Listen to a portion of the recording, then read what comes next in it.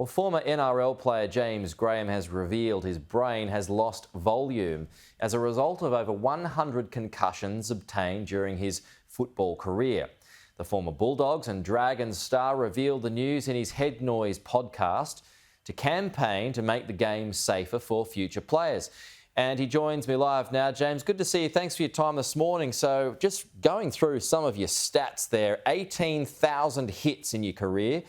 As we just mentioned there, more than 100 concussions. How are you now?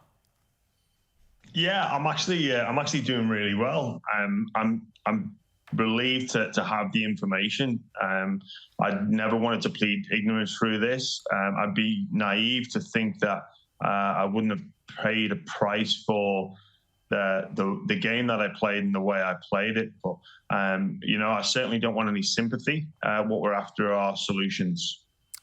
Just before we get to that, you talk in your latest podcast about brain trauma, and as we mentioned into the introduction, your brain is essentially shrinking. What does that look like, and how do you feel about that?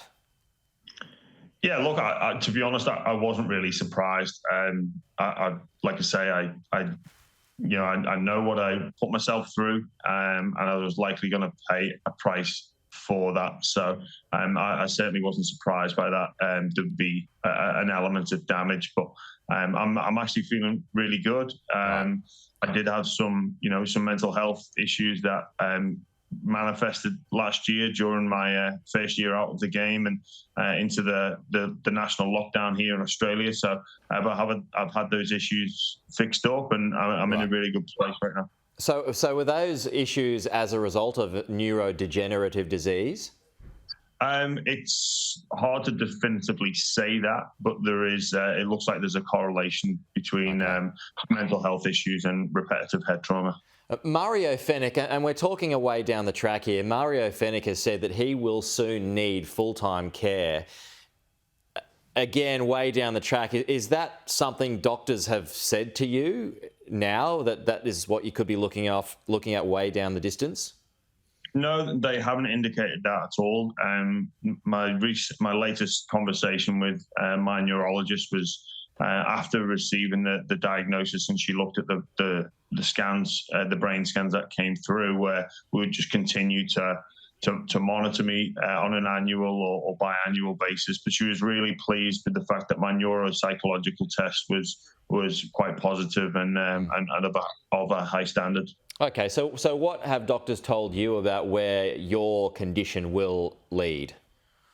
They haven't indicated where it will lead, but they've given me some potential solutions to, possibly put the brakes on things a little bit or cease the decline. And I've got to take responsibility for how I act and behave moving forward now. Has the league failed to take action? Look, I'm not going to accuse the league of failing to take action. Look, I think there's some strategies we could look to implement and put into place to safeguard our game and change the environment, because a lot of the time we're products of our environment. Concussion and continuing on after being knocked out or after a heavy collision was seen as the ultimate badge of honor. It was the most courageous thing you could do for your teammates, for your coach, and for the fans of the game. But we've got to sort of look to change the culture a little bit around how we glorify these acts and say that it's actually detrimental to the cause should you want to continue on in that state. I mean, James, you were a hard man in a hard contact sport. I mean, concussion is not something that you're going to be able to take out of the game, is it, in rugby league? Well, there's an element of risk in everything we do or that we don't do. But what we can do is look to minimise the number of collisions we have in training. That would be something that's happened in the NFL over in America. I think it's something that the NRL should really look to implement, and then just how we manage those concussions when they do manifest. And for people like me, the former players, what's done is done. We can't change the past, but what we can do is look to the future and monitor these things.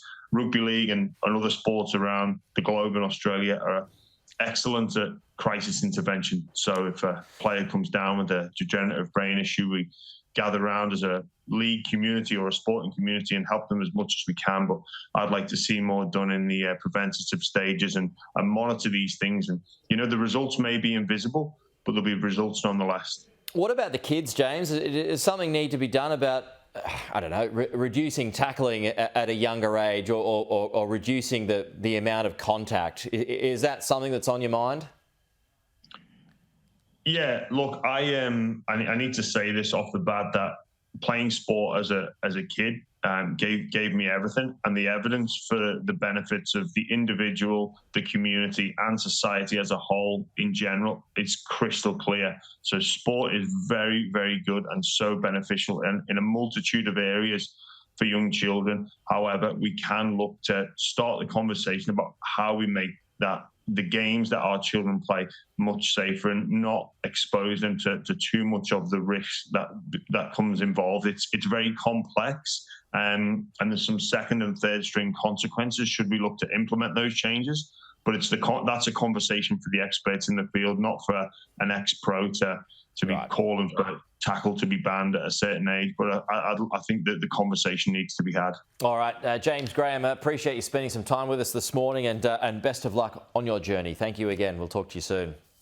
Thank you.